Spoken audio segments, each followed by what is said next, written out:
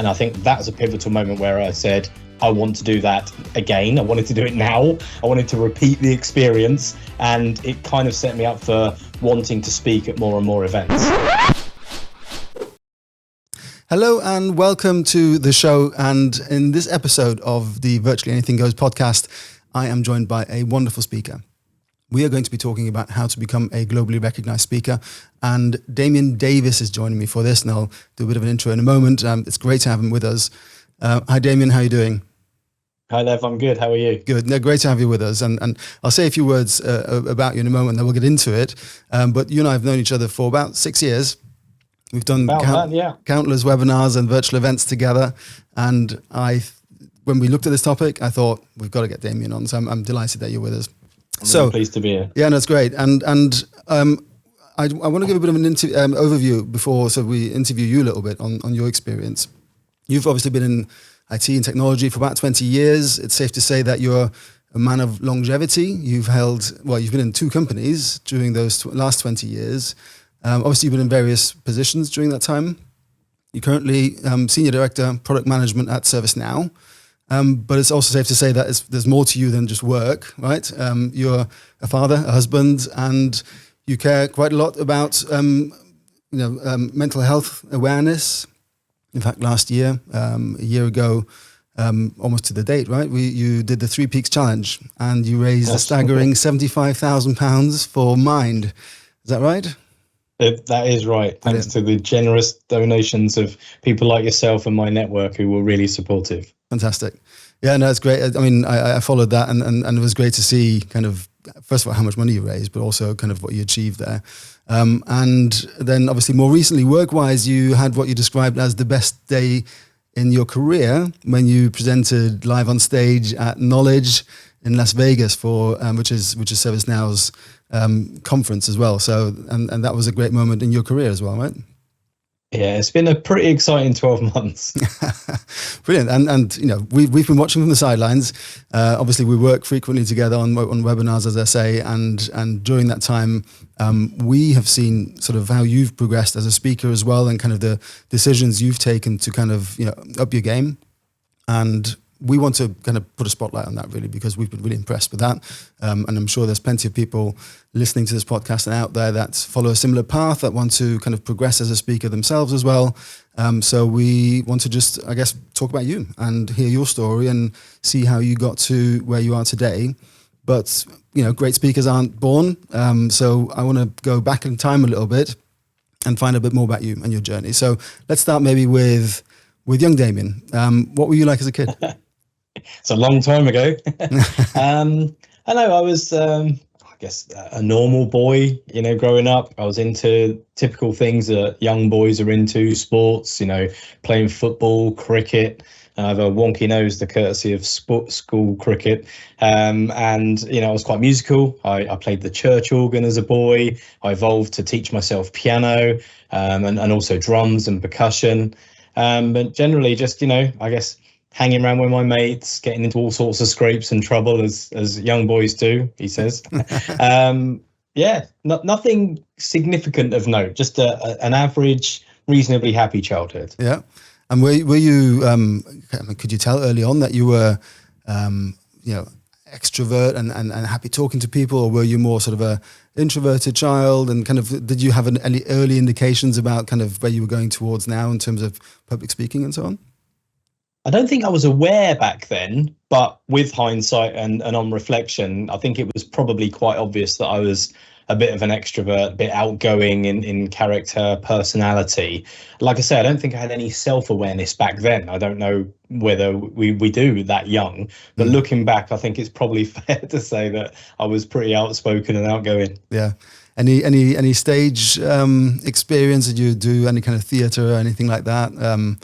Musical instrument performances, that kind of stuff? Well, I was part of the school orchestra, and our school did several music productions. I took part in Joseph and his Technicolor Dreamcoat, right. But I don't think the audience want to hear what part I played.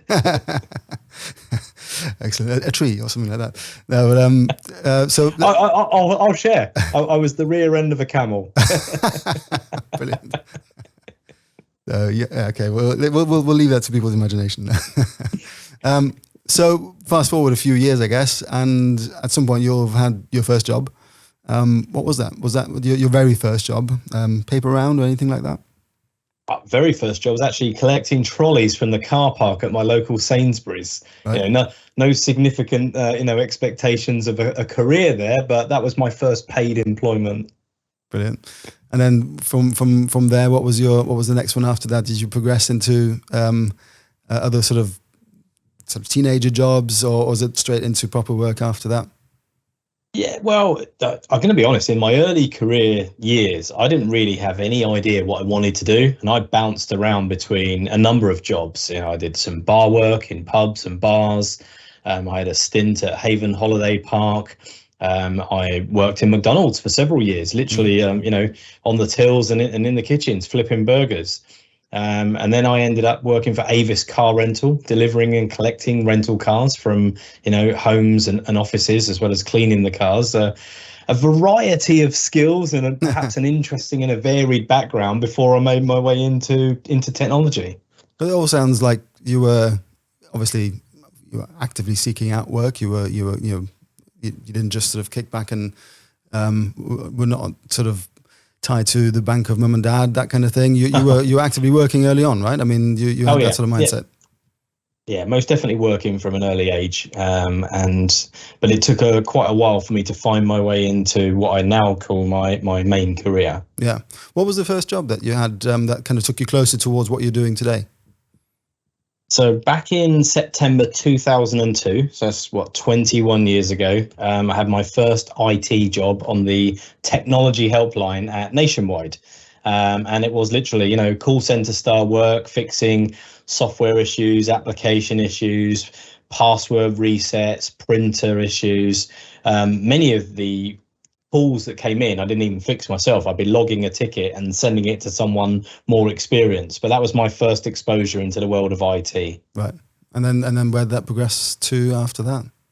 So I was in that role for 6 months, and then I went to work for my former employer prior to today. As you mentioned earlier, I've spent the last 20 years working for 2 companies. So after Nationwide, I went to work for Fujitsu, and I did a number of roles there. Again, started on the first line help desk, progressed to second line, more probably through tenure than any skills or experience I may have accumulated. And then I took some professional qualifications and learnt some of the ITIL functions around problem management.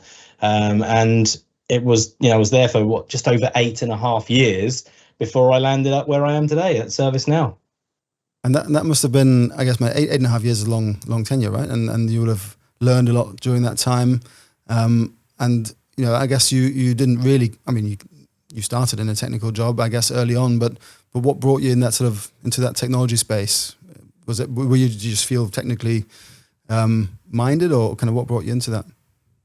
I've always been interested by technology, and I've always loved watching science fiction on the TV. I've loved, creative innovations in the home. I'm a big fan of smart homes and, devices. But back then, I think, just being exposed into the world of IT, I quite enjoyed the fact that it was an office job. I liked learning technology. It was an interesting and varied environment as well. The contract I worked on back then was actually supplying software support for the Ministry of Defence. So it was quite interesting and varied. And obviously, you couldn't really talk about it much at the time due to a number of acts that you had to sign. Yeah. But on reflection, I think looking back, it was a really interesting and varied time in my career, and kind of put me in a position to land up where I am today. Yeah, which tell us a bit more about today. So obviously you've been with ServiceNow now for about 11 years, I think, a bit over. So that's a long time as well, and you've held different positions during that time, leading up to where you are today. Tell us a bit more about that. Sure. So basically, in the autumn of 2011, I'd been at Fujitsu for about 8.5 years, and I was just looking around at what career opportunities might be out there. And I was approached by a recruitment company for this role at this company called ServiceNow. And I'm going to be honest, like many people back in 2011, I was like, Service who? And I'd never heard of ServiceNow. And back then they were pre-IPO. They were a startup. I think the headcount was around about 400 employees globally. For some context, today ServiceNow has over 22,000 full-time employees. So you can imagine that's an incredible amount of growth in terms of headcount. And I guess a combination of being lucky in the right place, the right time, and also me having the attitude to seizing opportunities, my career really accelerated at the same pace that ServiceNow grew. And I do count myself very fortunate to have got in at the right place at the right time. I pride myself with how I apply myself. I feel I've worked very hard for some of the success that I've achieved over the years, but a lot of it was fortunate timing as well, and being surrounded by incredible people. Yeah, I mean, over the last 6 or 7 years or so, we've worked together a lot, haven't we? And I was just looking earlier actually to see if I could find our first email to each other. But it will be about 6 years ago. And you know, you were one of the speakers that were brought in for one of the webinars. And since then, we've as I say, we've done many webinars together. You've been a moderator and a speaker, but predominantly speaker on those webinars. And we've sort of, you know, as we do with all of our speakers, watch and see, you know, what are these speakers like, and kind of where are their strengths, and we give it any advice on particular areas. And one thing that stood out for me was always you turning around and asking. In fact, I think you were one of the first ones to do it. Is turn around and say, "How was that? Can I do any better?" And when I first heard that question, I was like, "Oh, yeah, sure. I mean, we can give you some advice." And I wasn't quite sure kind of how honest to be, right? Because you know, you could just come off a talk and you want to get some good positive feedback. But there's also a time when you know, I suppose the more honest feedback maybe on certain aspects that can be improved, you know, will sink in quickest if you get it right straight away as well. So you asked that question, and we talked you through some of those points. And since then, we've always had that open conversation with each other, right? You always say, "How was that? Can I do anything better?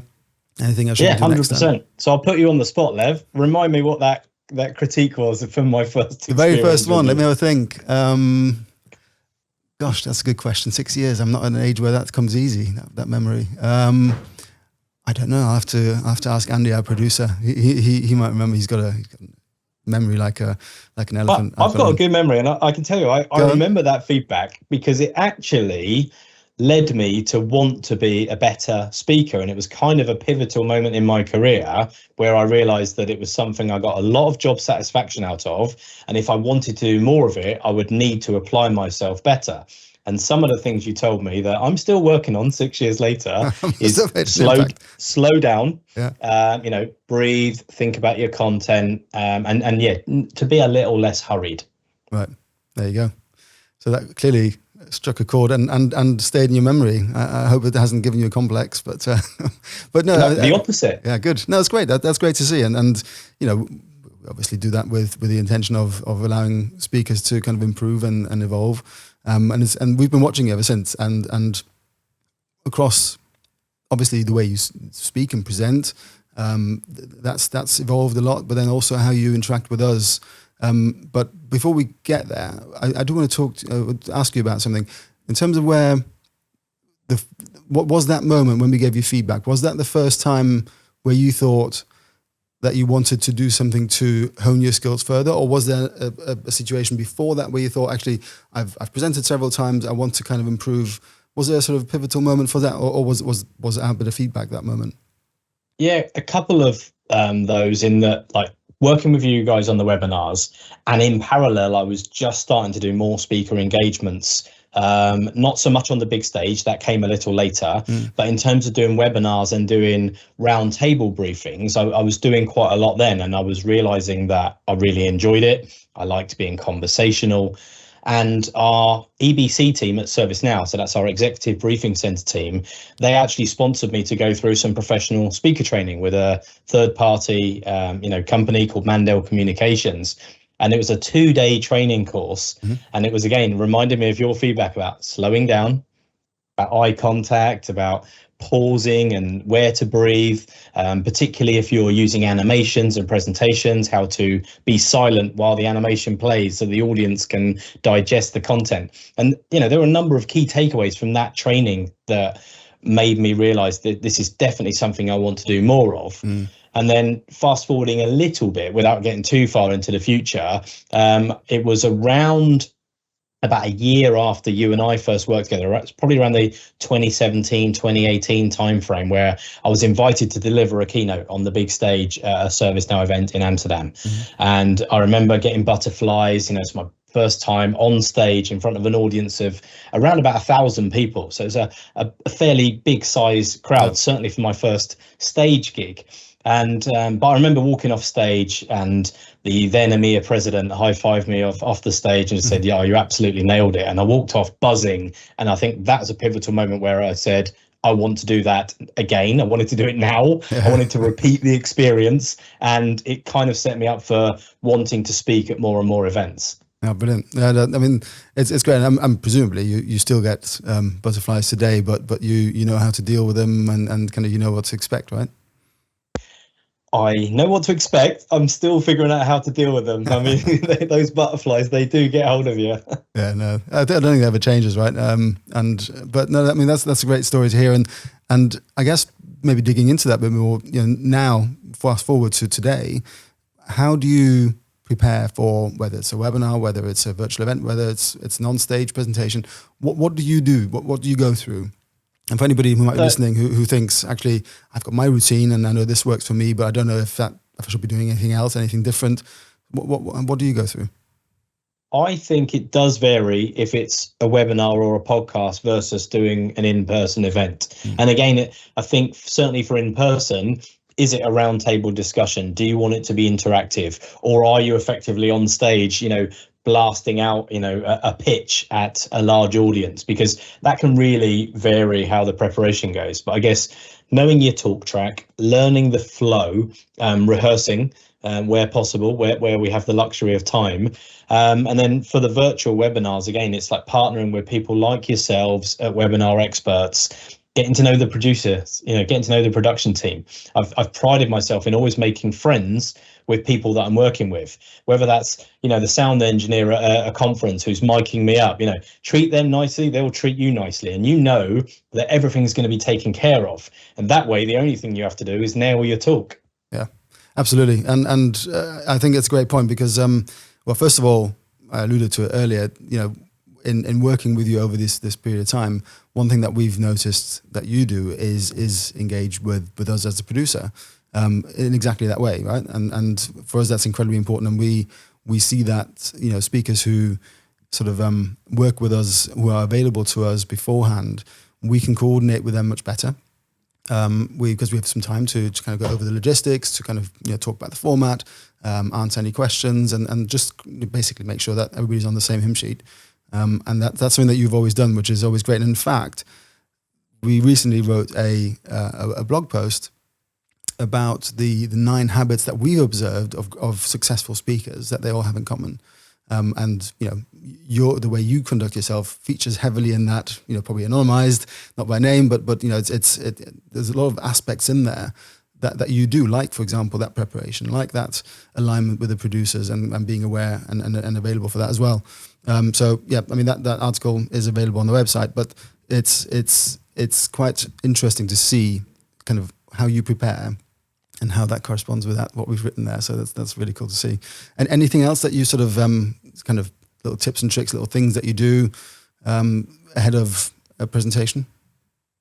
Like I say, I think it's about aligning yourself with a production team. Certainly for digital, I think it's really key because, some of us are seasoned and frequent speakers, but technology is evolving all the time. So depending on who I'm doing a webinar or a podcast with, the platform that we're recording or streaming on may vary. It could be on 24, could be Riverside, could be done through Microsoft Teams. But I just need to know from the production team, right, what software am I using? Am I on the latest version? Do I need to be on a certain browser in order to be able to, adopt and use all of the features in real time? And it may be that we worked on a project or a webinar 3 months ago, but something may have changed. And I think it's only fair to give the production team the time and the humility to say, right, you're leading this, you instruct me. I may think I know what I'm doing. And in the same way that, I get on a lot of flights, but I always watch the safety briefing at the beginning. Mm-hmm. Because I think it's only fair and courteous to the people that are looking after you, the cabin crew, for example, on an aircraft. I don't want in an emergency for them to thinking I'm not helping that guy because he was ignorant. And the same token, hopefully it won't result in any crash or anything. But while we're presenting, if we're streaming live, for example, and something goes wrong, I want that production team to do everything they can to make sure that's a seamless experience. So I think that's why extending the courtesy to the production team in the preparation and build up is just as important as delivering the talk itself. Yeah, I totally agree, and I think it's a great mindset. I remember actually a story about that. It was quite a long time ago now, but we were doing a webinar. We had two speakers, and they'd been briefed, and we'd worked with them quite a lot, so we knew them quite well, and they still showed up every time as we asked them to for the briefing, for the alignment and showing them the interface and all that kind of thing. And I recall 2 minutes before going live, the building where we were, which is not where they were, is where the production happened, lost power, complete power cut.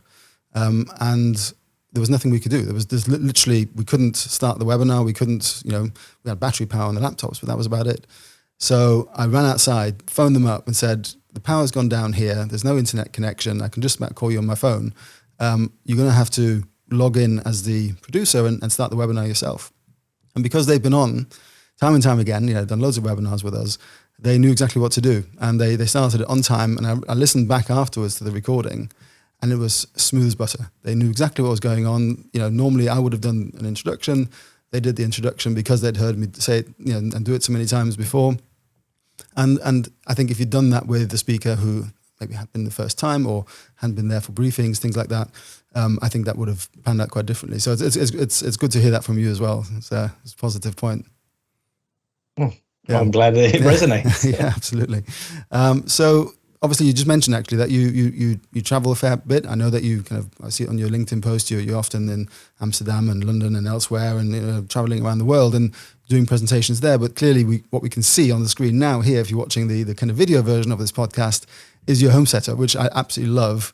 And it's look at it, it's amazing.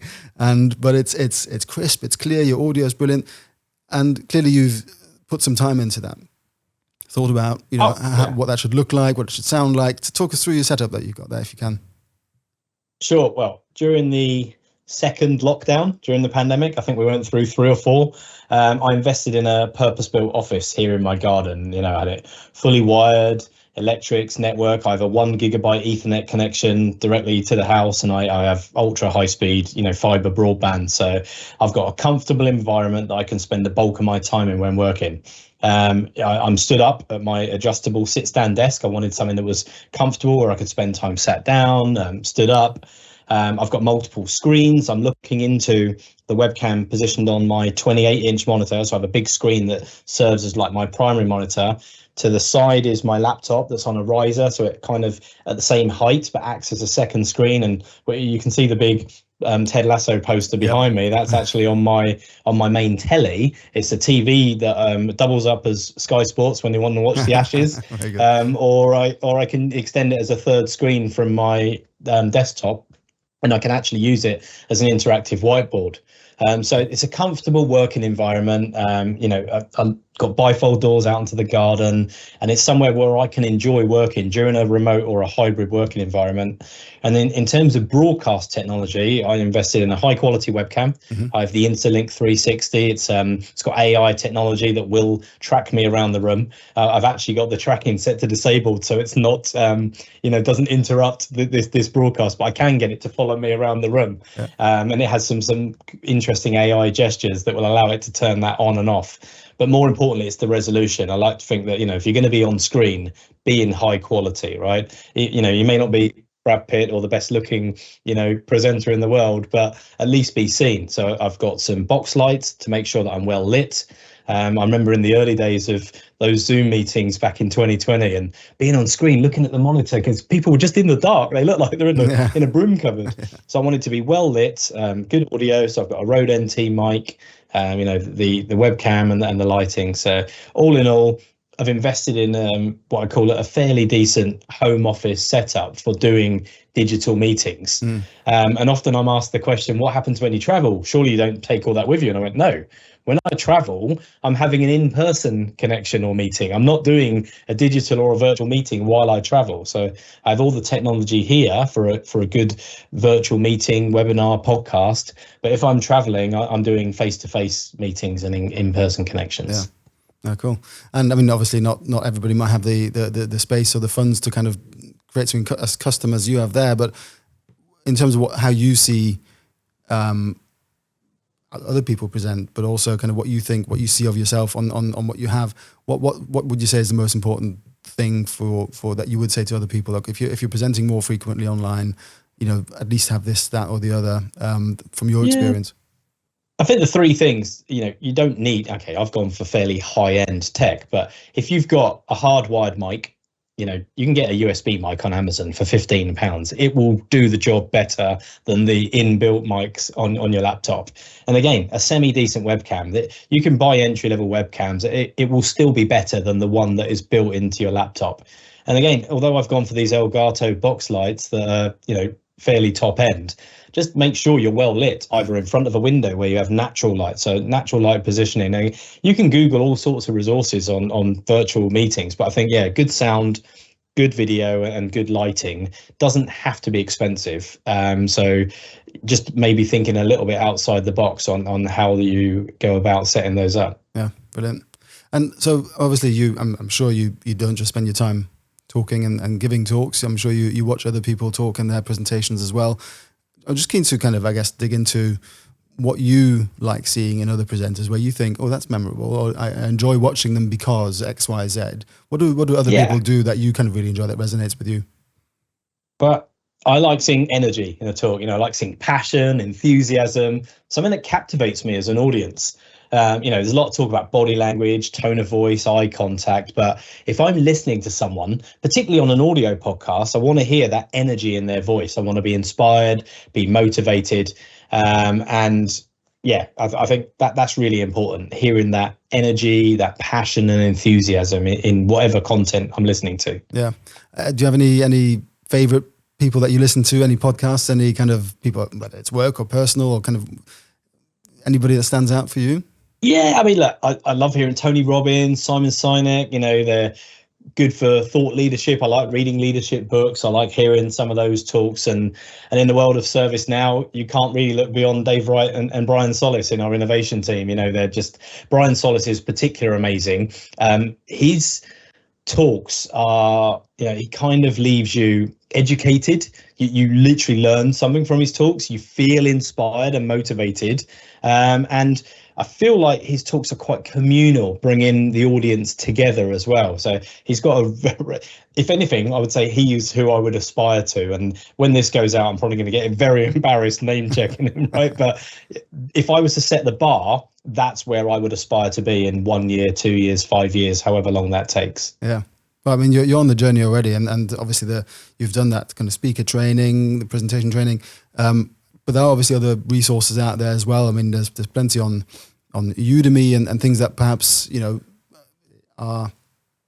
don't cost an arm and a leg, or maybe, obviously yours was sponsored through work. If somebody watching this thinks, I can't afford that, or my company won't do that. What sort of tips do you have for people that think, actually, I really enjoy listening to Damien Davis in this instance, and I want to be sort of more like him, and I want to do kind of go on a similar journey.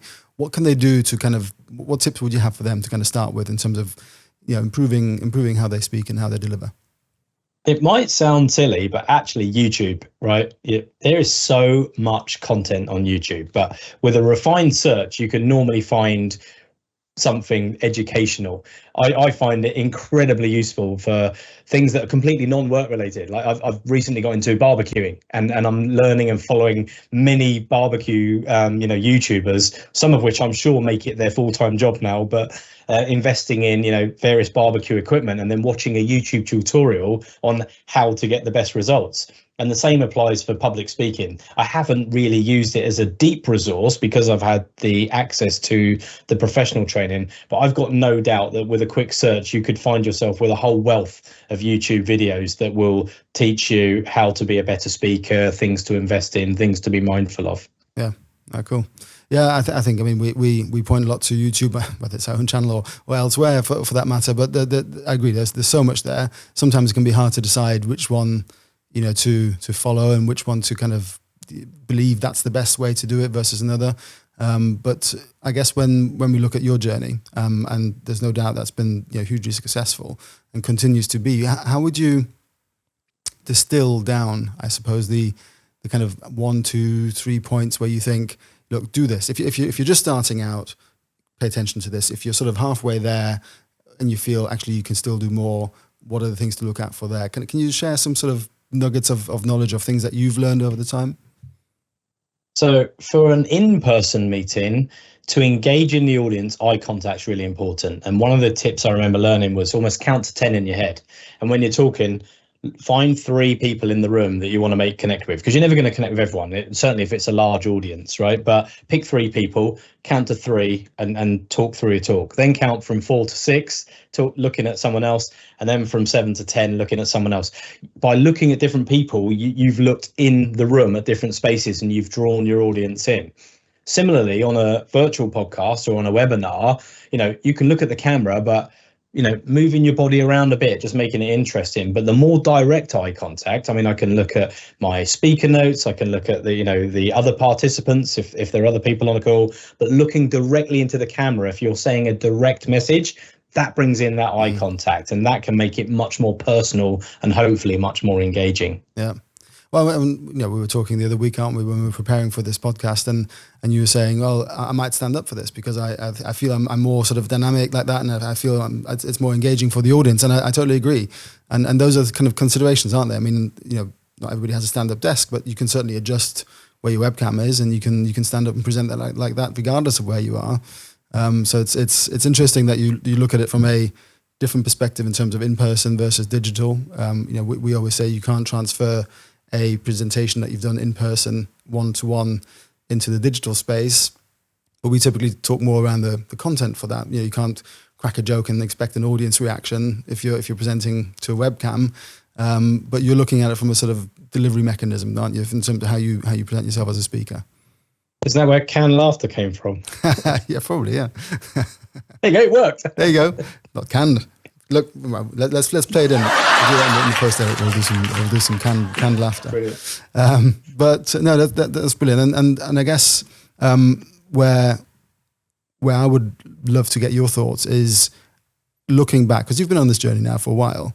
And without getting too sort of esoteric, but how do you view that journey? How do you feel about how you started? What gave you that initial? We talked about what gave you that, but kind of how do you view that now? That initial point where you thought, okay, I want to do more of this, and then how you kind of ended up here today. Are you happy with that journey, the way it's gone so far? Do you feel it could have gone faster? Do you feel it's gone super fast already, and you're kind of just holding on for dear life? Just give us a flavour for kind of how you feel about that journey so far. Probably you summed up with that last little line there. It's gone really quickly, and I don't know about hanging on for dear life. There's a term within the ServiceNow ecosystem about being on board the rocket ship, and quite often it can feel that. Now, I'm not quite sure how you could hang on for dear life on the side of a rocket ship, but sometimes it certainly feels that way. Like I said, I feel really lucky. I got into the arena, the right place, the right time, been surrounded by some incredibly smart people. I've made it my life passion and mission to make friends and certainly get on good terms with as many people that I've encountered as possible, whether they are ServiceNow customers, our business partners, my colleagues, or third-party, people that we've worked with. I think if you can be friends with everybody, they'll treat you nicely, and it will help you along your journey. Yeah, I completely subscribe to that, and I think you are one thing that I see, you are very proactive.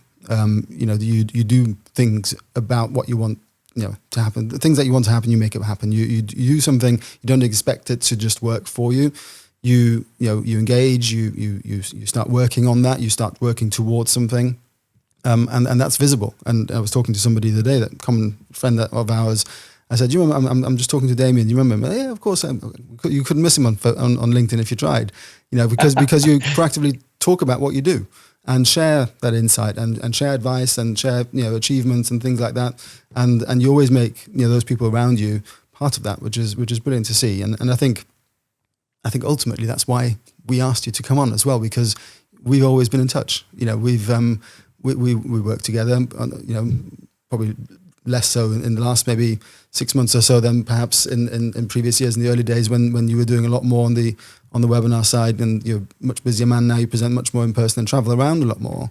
But we've always been in touch, and we've always seen each other's posts, and you know, being front of mind, and if you know, we're thinking about somebody who wants to be speaking more as well themselves, the more front of mind you are, the more you stay in touch with people, the more you do about your own evolution, the more likely it is that you will be asked to speak on a podcast or in front of an audience as well. Is that your experience? I'm guessing it is. But yeah, I like to think so. I mean, I've made a deliberate effort over at least the last 2 years to build my personal brand, to be approachable, to be my authentic self, and to grow my network. And I think that's reaped benefits already in terms of opportunities to come and present at webinars.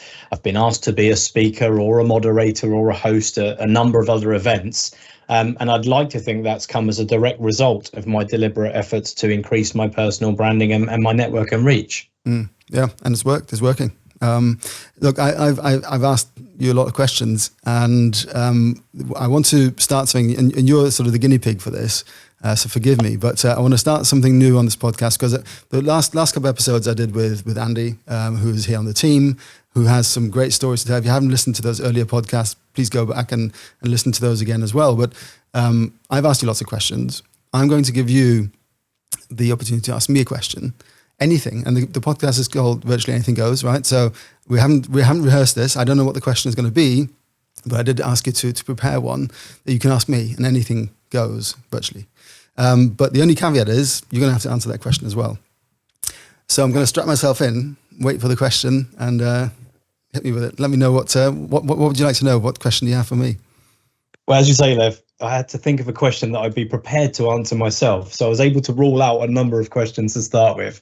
But the one question I would like to ask you was, if an author was to write a biography about your life up to this point, what would its title be and why?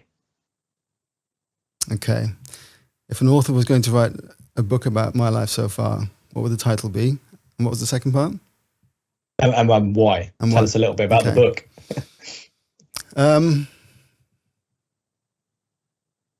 You can edit down the awkward silence, by the way. Yeah. You can hear the whirring of the cogs, right?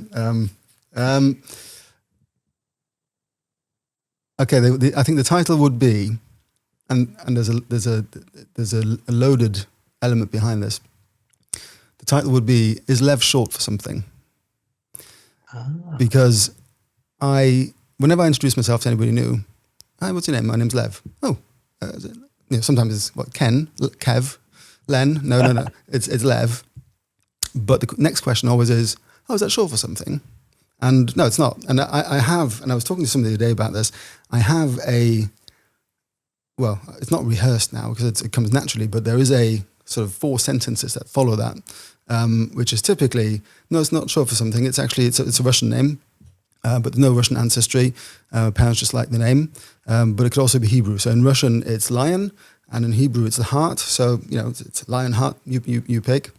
But that's pretty cool, actually. Yeah, and it's, but I guess the point is, it's the reason it relates to my life is, one, because it happens at least once a week, but also, my background is I'm half English, half Dutch. I was born and raised in Germany. My dad was stationed in the army over in Germany, British Army over in Germany. Met my mum, and my brother and I were born in Germany. And I spent the first 23 years of my life there. So it does relate directly to my life, how it started. And then obviously where I got to today, which is, living in England, married to an English wife with 2 kids. But I guess the story would be told in the book, but that would be the title, I think, because it's probably the most common question. And maybe, I don't know, maybe having it on the podcast now, I don't actually have to explain it anymore. Who knows? It could be a cathartic moment. So is that what you're expecting? Is that enough detail, do you think? Yeah, no, I think that's pretty cool. And maybe we should, go and source the services of an author and get that book started. I mean, get a ghostwriter, and let's do it. What about you? Go on. So far to date, what would be the book title and why? Well, obviously, I've had the luxury of giving this a lot of thought, so there'll be a less awkward silence before I come up with it. Right, clearly, I'm not famous enough for a book to be written about yet, but who knows? With my ambitions, maybe one day people will find me interesting enough they'll want to read a book about it. And I thought the title I would ask for it to be written about would be called Beyond the Wrong Summit. You may recall the tales of me infamously climbing the wrong mountain as part of the 3 Peaks Challenge back in 2011. My subsequent media fame for the mistake and the joys of carrying the Olympic torch and the pride of raising money for leukemia research. Then going on to fundraise for Mind last year and successfully completing the 3 Peaks Challenge. And I'd love to think that full circle of getting it spectacularly wrong. And so many people are like, how do you climb the wrong mountain? To actually then, progressing, elevating. See what I did there with mountains? Elevating my career. And the successful 3 Peaks Challenge, how it almost kick-started the career progression and inspired my personal confidence today. I think there's a nice story there. Maybe I'll be the only person that buys that book and reads it, but that's what I've got in mind. Yeah.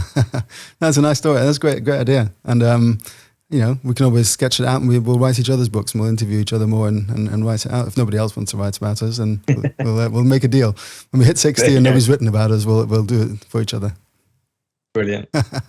Brilliant. Well, look, I just want to kind of, because you mentioned it there, you raised that incredible amount of money for Mind last year, £75,000. I mean, the most I ever raised was about £3,000, and I was pretty happy with that. But £75,000 is an incredible amount, and it's obviously for a great cause, and you're very very close to that. I want to just put a highlight on that again. Are you still raising funds for that? Or can we use the people that we reach with this podcast, hopefully in the hundreds and thousands? Can we kind of ask them to continue to help you, or is that done and you're just waiting for the next challenge? Yeah, the honest truth is I'm done and waiting for the next challenge. And I also want to caveat that was a colossal team effort.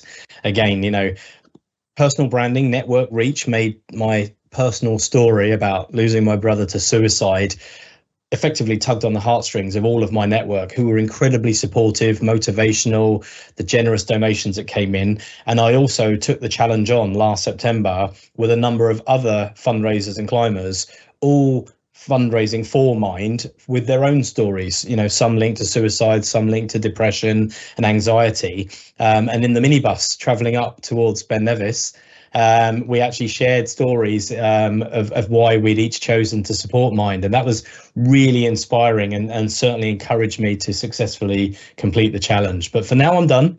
I'll actively support any campaign that's out there at the moment, but I'm still exploring and looking for my next challenge, and I'm sure at some point we'll be discussing it more. Oh, brilliant. And obviously in the meantime, Mind is still there, so anybody who does want to support that and isn't aware of them can look them up, and getting involved if they want to outside of what you're doing. It's obviously always there. But look, I mean, talking to you about kind of your journey, whether it's personal, whether it's as a speaker, and hearing your stories and how you've approached it, how you've evolved over time, personally and kind of with what you do for work and what that's led you to, for me, has been incredibly inspiring. And I really appreciate you coming on. When I asked you, I was kind of quietly hopeful that you'd say yes, but I do know that you're very busy. So I was half expecting thanks Lev for asking, but really I can't do it right now. So the fact that you're here, the fact that you're talking to us, and the fact that you shared these stories as well is amazing. Really, really appreciate that. And obviously, hopefully for our audience, it's been inspiring and helpful as well. If you're okay with that, we'll put your LinkedIn profile with this podcast as well. People can follow you. And obviously, if they have any questions, we'll try and route them to you as well if they don't approach you directly. But if there are questions, maybe we'll write some more, like a blog post or something about that as well, and answer those. But awesome. Really appreciate you being here. It's been great to have you. Who knows, in future we'll maybe do another one on a different topic. But for now, really appreciate it. And for the audience as well, thank you for listening. There are more. Thank you for having me. Yeah, no, it's been great. It's been really good. And obviously for our audience, if you want to listen to more podcast episodes, there are more available. We've talked about a variety of topics so far. There are more to come. We've got our schedule through for the next 8 months or so. So join us, subscribe and like to this podcast as well. And then you won't miss anything. But for now, thank you very much for watching. Really appreciate your time, and see you in the next episode.